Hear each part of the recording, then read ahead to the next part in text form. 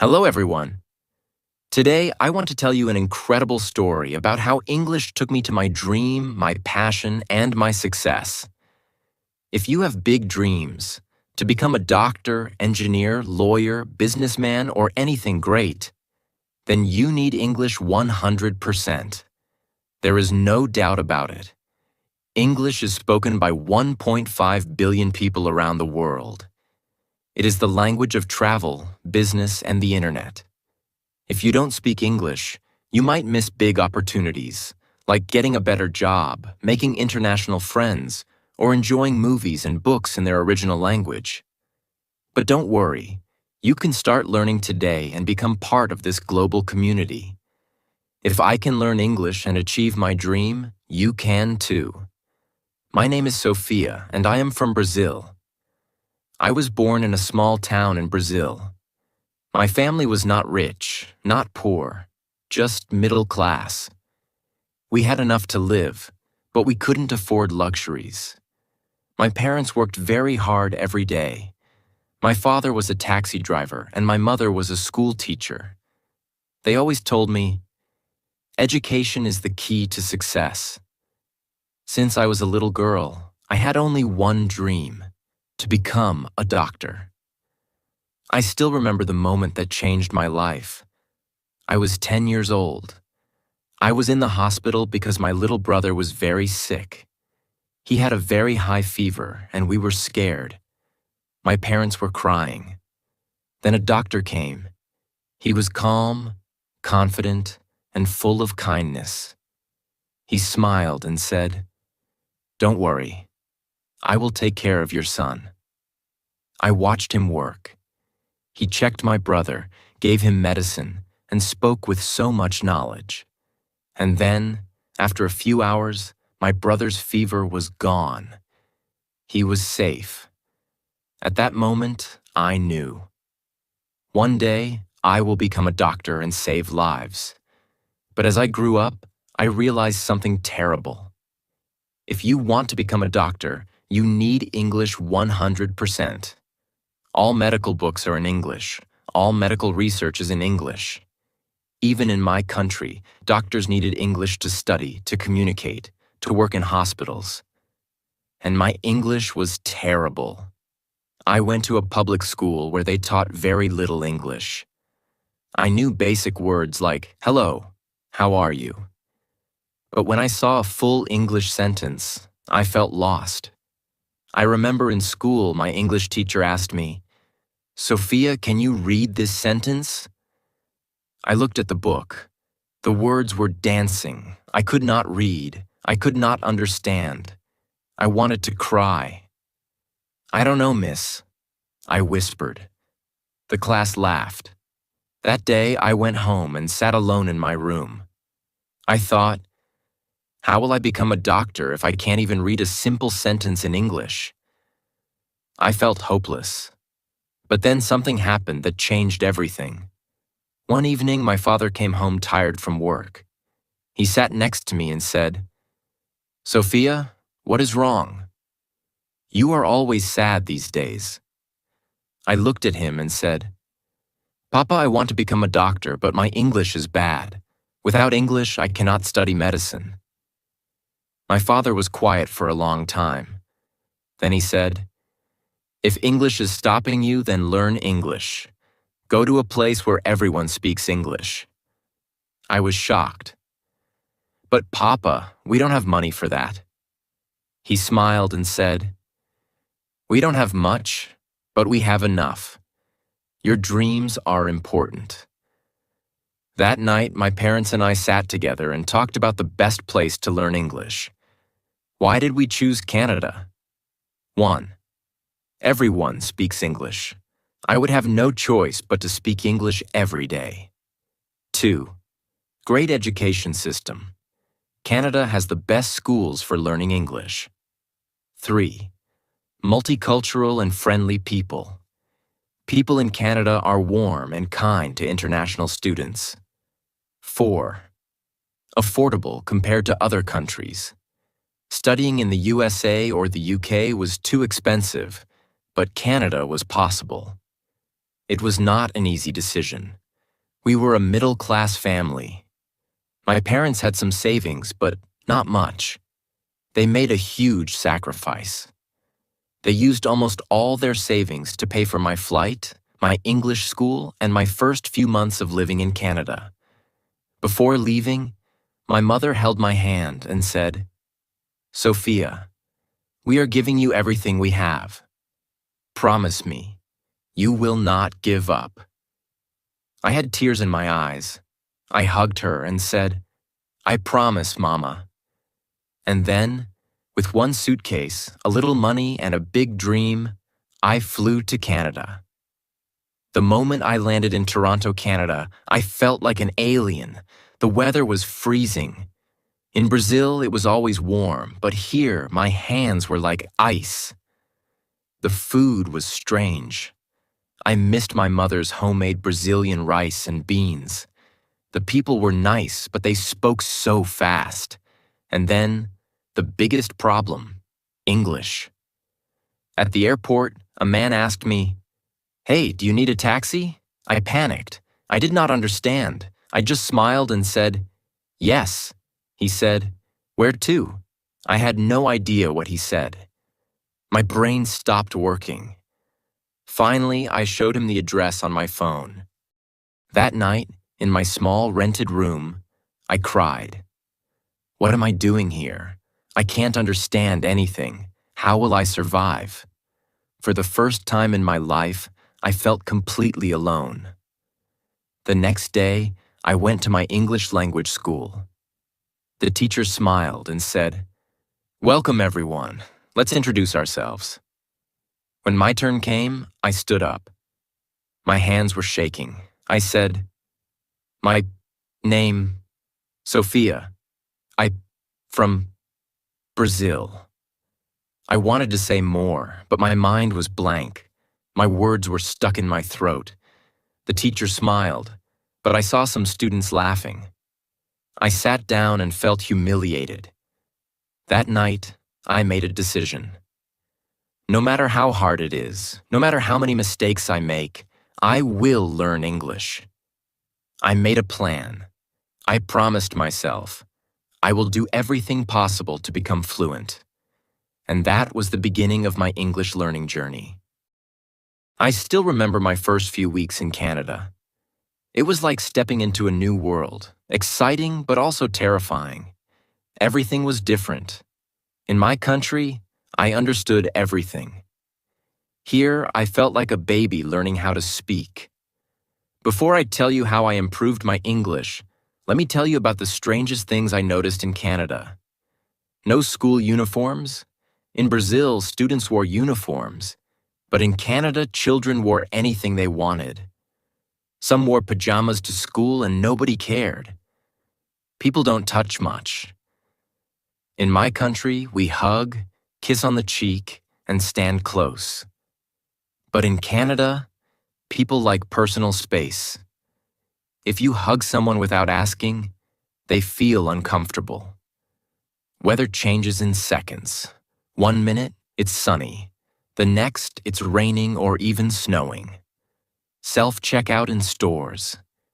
In many supermarkets, there was no cashier. People scanned and paid for their own groceries. People say sorry for everything.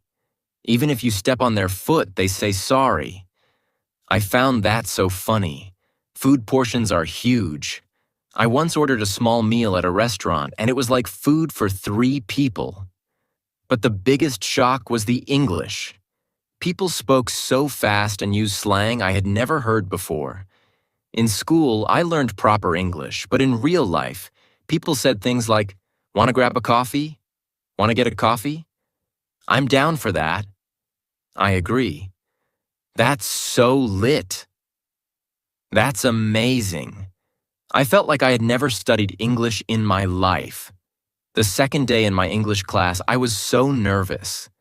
The teacher gave us a simple writing task. I was excited. I can do this, I thought. But when she returned my paper, it was full of red marks. She said, "Sophia, your writing is good, but your sentence structure needs work." You think in Portuguese and translate to English. That's why it sounds strange. I felt frustrated. Speaking was even worse. The teacher asked me a question, and I knew the answer in my head. But when I opened my mouth, nothing came out. I felt like crying. Will I ever speak English fluently? I refused to stay weak in English.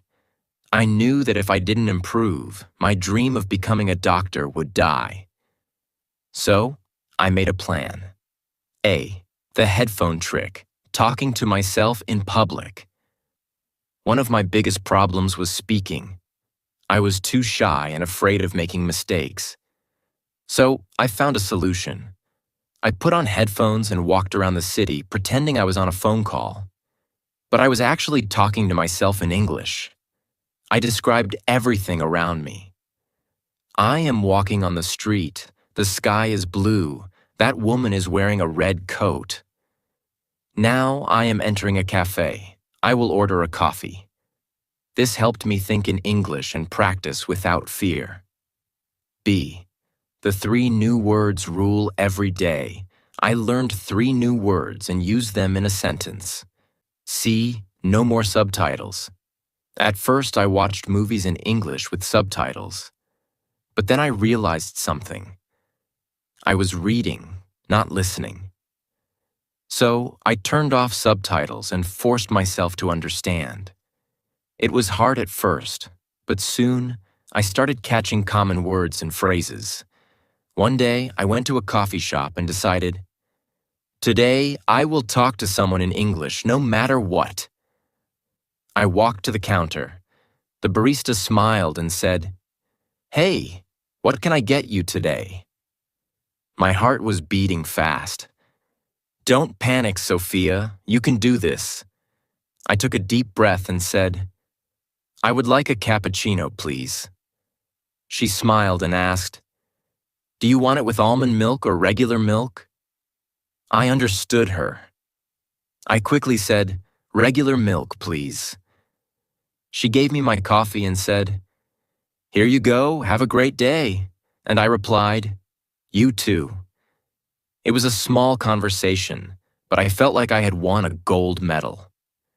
That day, I realized something important. English is not about being perfect. It's about being confident. Learning English was one challenge, but surviving in Canada was another. Canada is expensive. Here's what I spent each month. Rent for a small room, $800. I lived with a roommate to save money. Groceries, $250. I learned to cook at home to save money. Transportation, $120. A bus pass in Toronto. Phone bill, $50. English classes, $500 per month. I worked part-time in a small cafe to pay my bills. It was tough. I woke up at 6 a.m., went to school, worked in the cafe, came home tired, and still studied English at night. I missed my family. I missed home. But every time I felt like giving up, I remembered my parents' sacrifice. I could not fail. The biggest turning point was when I stopped translating in my head. At first, my brain always did this. I hear a sentence in English. I translate it into Portuguese in my head. I think of an answer in Portuguese. Then I translate it back into English. This took forever. But after 4 months of daily English exposure, something amazing happened. One day I was in a grocery store. The cashier asked, "Do you need a bag?" And without thinking, I said, "No, I have one." "Thanks." For the first time, my brain didn't translate. I realized I was finally thinking in English. If you are struggling with English, here is my advice. 1. Speak every day, even if you are alone. Use the headphone trick like I did. 2. Stop translating in your head. Start thinking in English. 3. Talk to native speakers, even if it's scary. 4. Surround yourself with English. Change your phone, movies, and music to English. 5. Don't be afraid of mistakes. Mistakes help you grow. And most importantly, never give up. I still remember the day everything changed for me. The day I realized, wow, I can actually speak English. But before I tell you that story, let me take you deeper into my life in Canada. The struggles, the weirdest things, and how I finally started speaking English like a native. I had been in Canada for 6 months, and my English was improving. I could understand people better. I could order food without feeling scared. I could even talk to my classmates. But I still had one big problem. I was terrified of talking to native speakers. Why? Because they spoke too fast, used too much slang, and I always felt stupid when I didn't understand something. I avoided conversations. If someone asked me something, I would just say, yes, or, haha, yeah, even if I had no idea what they said. But I knew. If I wanted to be fluent, I had to face this fear. So I made a crazy decision. One morning, I walked into my favorite coffee shop. I told myself, Sophia, today you are going to have a real conversation with a native speaker. No running away. I stood in line, nervous. Then, a girl next to me smiled and said, Ugh, this line is so long, right? I froze. This was it. My moment.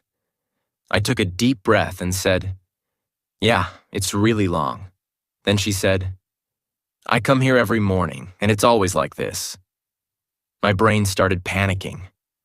What do I say? But instead of overthinking, I just said, Oh, really? I just moved here, so I don't know.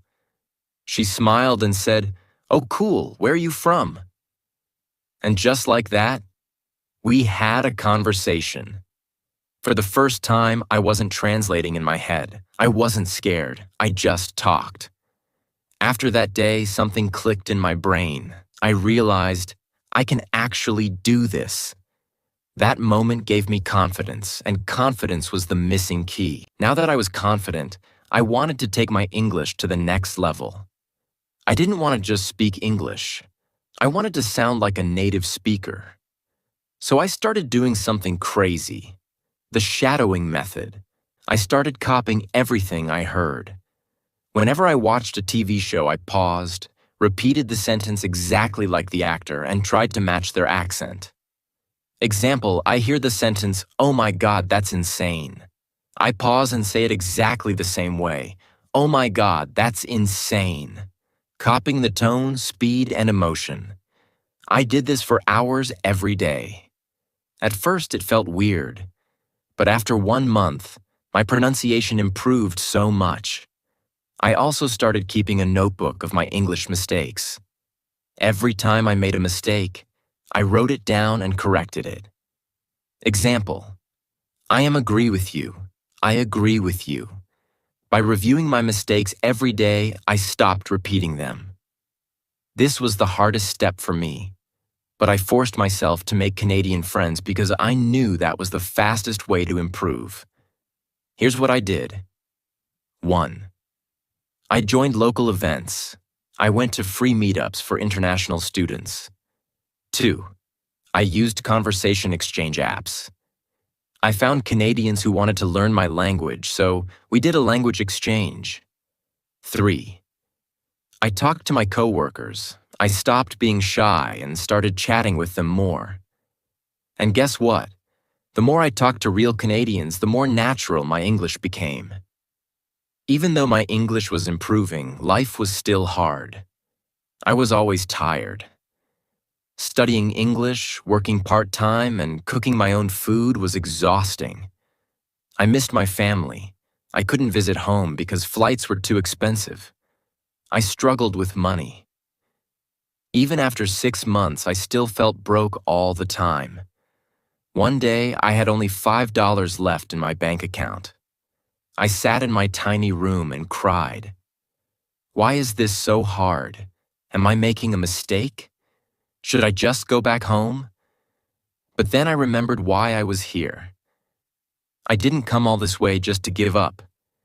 So I wiped my tears and said, "No, I will make this work." And I did.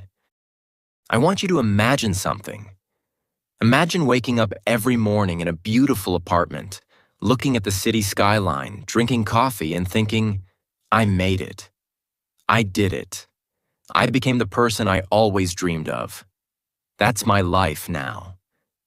But 5 years ago, I was a broke student, struggling with English, feeling lost in a foreign country. To get into medical school, I had to pass the IELTS exam.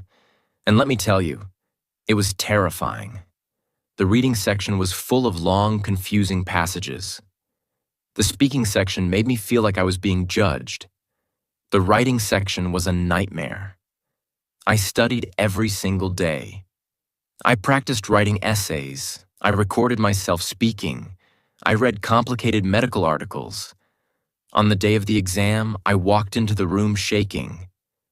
But then I told myself, Sophia, you didn't come this far to fail. You know this.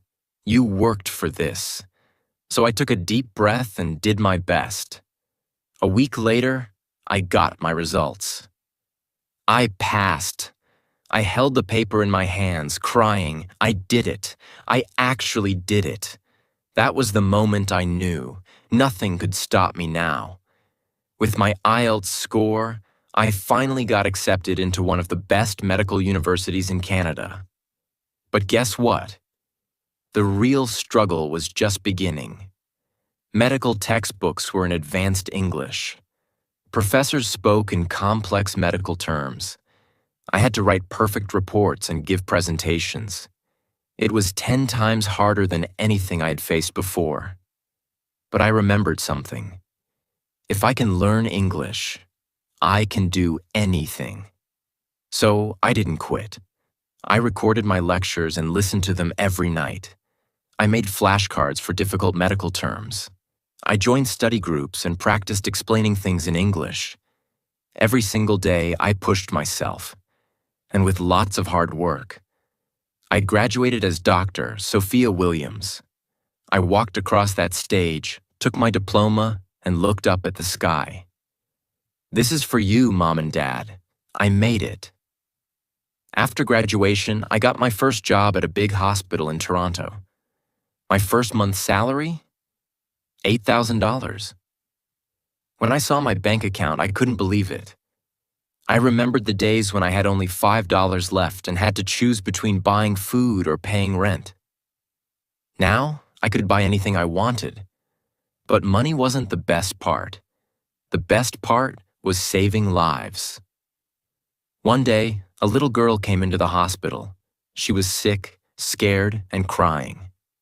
I held her hand and said, "Don't worry, sweetheart. I'll take care of you." Her mother looked at me with tears in her eyes and said, "Thank you, doctor." At that moment, I felt something I had never felt before. I wasn't just an English learner anymore. I wasn't just a student. I was a doctor, and I had earned this. Now listen to me carefully. I know many people say, accept yourself as you are. I disagree. You should never accept being weak. You should never accept being average. You must change yourself, not for society, not for your friends, not for your family. Change yourself for you.